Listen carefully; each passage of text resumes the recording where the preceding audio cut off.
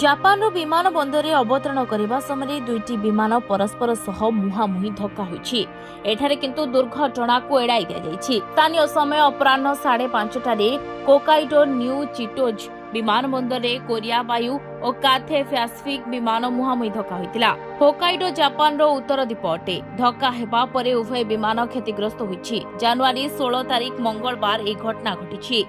New Chitose ବିମାନ ବନ୍ଦରରେ Korean ଏୟାରଲାଇନ୍ସର ଏକ ବିମାନ କ୍ୟାଥେ ପ୍ୟାସିଫିକ୍ ଏୟାର ଚେକ୍ ବିମାନ ସହ ଧକ୍କା ହୋଇଥିଲା। ଅଗ୍ନିଶମ ବିଭାଗର ଏକ ରିପୋର୍ଟ ଅନୁସାରେ କାଥେ ପ୍ୟାସିଫିକ୍ ବିମାନଟି ରାସ୍ତାରେ ଛିଡ଼ା ହୋଇଥିବା ବେଳେ କୋରିଆ ଏୟାର ଏକ ଚଳନ୍ତା ବିମାନ ଏହାକୁ ଧକ୍କା ଦେଇଥିଲା।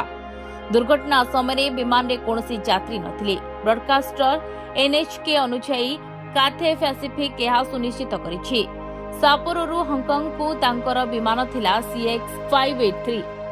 ଭିଡିଓ ଫୁଟେଜରେ କ୍ୟାଥେ ପ୍ୟାସିଫିକ୍ ବିମାନ ମୁହାଁମୁହିଁ ଧକ୍କା ହେବା ଫଳରେ ଏକ ବଡ଼ ଗାତ ସୃଷ୍ଟି ହୋଇଥିବା ଦେଖିବାକୁ ମିଳିଛି। କୋରିଆ ଏୟାର ବିମାନର ପଙ୍ଖା ଭାଙ୍ଗିଯାଇଛି। 15 ଦିନ ମଧ୍ୟରେ ଜାପାନରେ ଏହା ହେଉଛି ଦ୍ୱିତୀୟ ବିମାନ ଦୁର୍ଘଟଣା।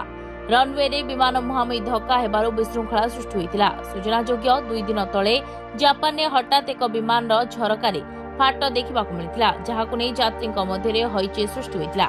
ବିମାନଟି ଥିଲା ବୋଇଂ 737। ଏହାପରେ ବିମାନଟି ଫେରି ଆସିଥିଲା। ବିମାନରେ କ୍ରୁ ମେମ୍ବରଙ୍କ ସମେତ 65 ଜଣ ଯାତ୍ରୀ ଥିଲେ। ଏହା ପୂର୍ବରୁ ଆଲାସ୍କା ଏୟାରଲାଇନ୍ସର ବିମାନରେ କବାଟ ଆକାଶରେ ଭାଙ୍ଗି ଯାଇଥିଲା। ବ୍ୟୁରୋ ରିପୋର୍ଟ, ଦିନଲିପି ଲାଇଭ୍।